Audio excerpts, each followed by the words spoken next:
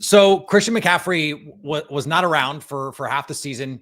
Had to go to Europe to see some specialists, maybe some doctors that he wouldn't be allowed to see in the United States. We don't know.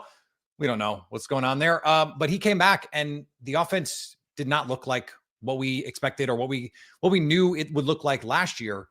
How healthy does he look to you, and how much better do you think he can get? Or is this just sort of the version of CMC that we're going to see for like the next month as he works back into real game shape?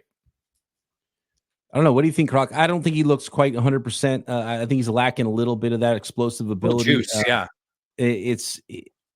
The results haven't been great either. And to be honest with you, the results have been worse than they were running the football with Jordan Mason most of the year.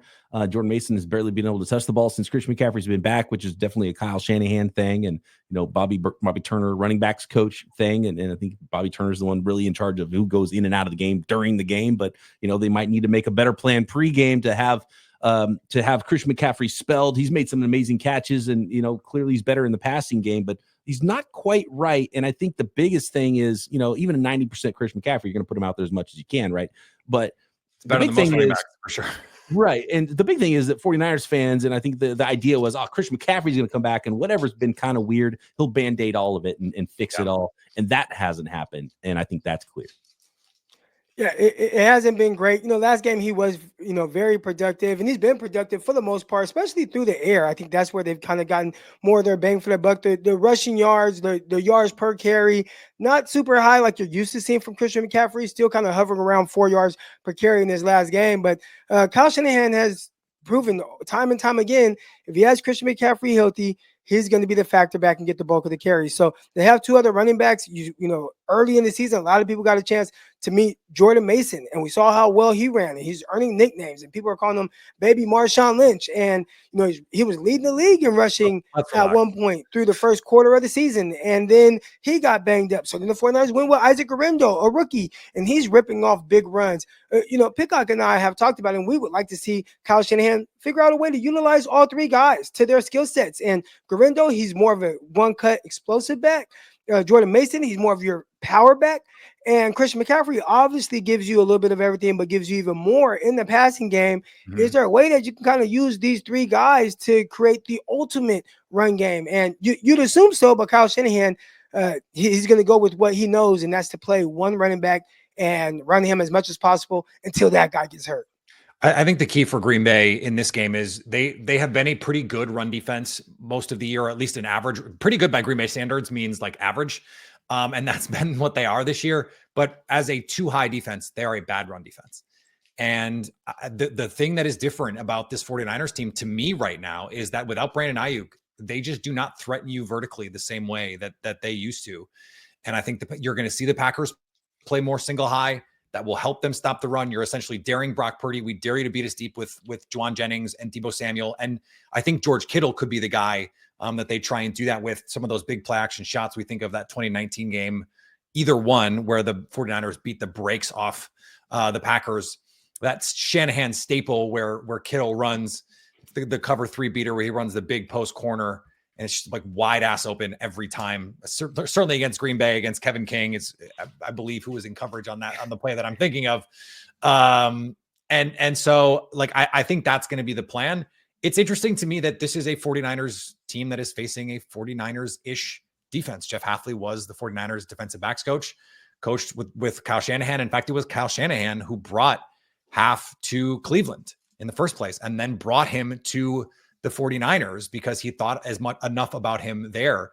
Brian, you mentioned all these teams running the Shanahan offense and the answers that they have. Well, you're talking about Robert Saleh and Jeff Hafley were there for the creation of the Shanahan offense. And so I wonder how that impacts this game. If the Packers cannot allow big plays, I think they will win because this team has had some issues generating those explosives. And we know the value of those explosive plays in scoring touchdowns. It's huge. Yeah. And you mentioned it there with the downfield stuff. And it did feel like, especially watching Niners Seahawks last week, and at the end of the game, it felt like, where's this big play going to come from? You need Christian McCaffrey to break off some big plays. Deebo has had a lack of those really big catch and runs. The Niners went from like best to worst. He's not a vertical threat. It's got to be a slant that he takes for 70, right, which we know he can do. Exactly. And so you're like, where's that big play going to come from? And it kind of doesn't happen. And then you go watch Sunday Night Football right after that. And you've got Burrow throwing bombs and you got Justin Herbert laser shows. And you're like, yeah, that looks completely different. Okay. And the Niners definitely lack an explosive element on offense too right now. And by the way, you mentioned Saleh, Bob Saleh on the other sideline, just doing Shanahan dirty. Does that make you want to fight more? If you go to the bar and you see your ex-girlfriend across, does that make you want to fight more? Or does it make you want to pack it up and go home? I think we're going to find that out on Sunday. Croc, what kind of, like, is there a little advantage? We heard Matt LaFleur said there was a play that they ran against the Bears that Saleh said, hey, you know that concept, that because he knows the offensive playbook too. That's the cool thing, is he's actually working with the Packers offense on, hey, these are how teams are going to attack you. And so, do you think there's a little bit of inside info that can benefit Green Bay in this game? Definitely. Knowing tendencies is the biggest thing in football. If you line up and hey, in these situations, these are the plays that they like, right? And then as soon as they snap the ball, you'll kind of see how that's playing out, and you'll know out of those couple options, it's this one because he went this way. And now everybody's playing a step faster. The NFL, and I remember my time getting there, everybody says the NFL is faster. NFL is faster. But not because everybody's fast. The NFL is faster because everybody is a step ahead. And if you're a step behind, then you're just going to get lost in the sauce. But when you know a team inside and out, and you know how they think, how this coach, how he likes to do things, that definitely gives you an advantage. Now, you still have to stop them, right? Kyle Shanahan is going to know Jeff Hafley's defense. Hell, Kyle Shanahan has faced a lot of defenses that he's seen a lot of defenses multiple times, and still they kick his butt, right? So you can know what someone's going to do. You have to have the plan, and then it's on the players to execute. And again, that goes back to what I said in the first segment. The 49ers, when it matters most, have been bad at executing. And if they're going to turn this around and beat Green Bay in Green Bay, the 49ers have to execute better when it matters most. Not in the first half. We scored 20 points and you're up 10 points. Not then, but when Green Bay starts to make that inevitable move towards the 49ers, who's going to make that play to stop the bleeding? 49ers have missed that throughout most of the season. You can get into that paralyzing psychological loop too, of like, well, he knows that I know that he knows. And then, but he knows that I know that he knows that he knows that I knows. And so it's like one of those things where it's like, are you going to outthink yourself, or are you just going to do the things that you are really good at? It's a fascinating decision-making process that these teams are going to have to endeavor here on Sunday. Do we want to throw out some predictions? What do we got here? I want to hear your predictions, because my listeners at Locked On 49ers need reasons to be mad at you, Peter, and I know what team you're going to predict is going to win. I think I've behaved on this show today, Brian. Like, I think they're going to be mad at us because, at least I know myself, we're coming off as vulnerable to Peter Bukowski. He's a fan favorite of the 49ers. So I don't know how much they're going to like that. Well, I'll start then, because the lack of confidence is why the 49ers are going to win this game. Getting points, 49ers against the Packers, automatic. Take the points for the 49ers to go to Lambeau and beat the Green Bay Packers, and Niners backs up against the wall. This is a playoff game. Kyle Shanahan's going to come up with something extra too. Robert Saleh, Matt LaFleur on the other side, Jeff Hafley. He's going to come up with something. What is going to be? I don't know. We're going to find out Sunday. But Niners take the points. The NFL is chaos. Just when you think you know what a team is, they flip the switch. Niners just flipping the switch later than we thought this year. God, I just hate that seems so right. It's just so annoying that seems so right to me. So here's the thing. The Packers have beat the 49ers 4 straight times in the regular season. And 49ers fans are going to go, beat us when it matters. And I'll say, okay. It matters a little bit more now as a regular season game. And I do think it is a big deal for the Packers.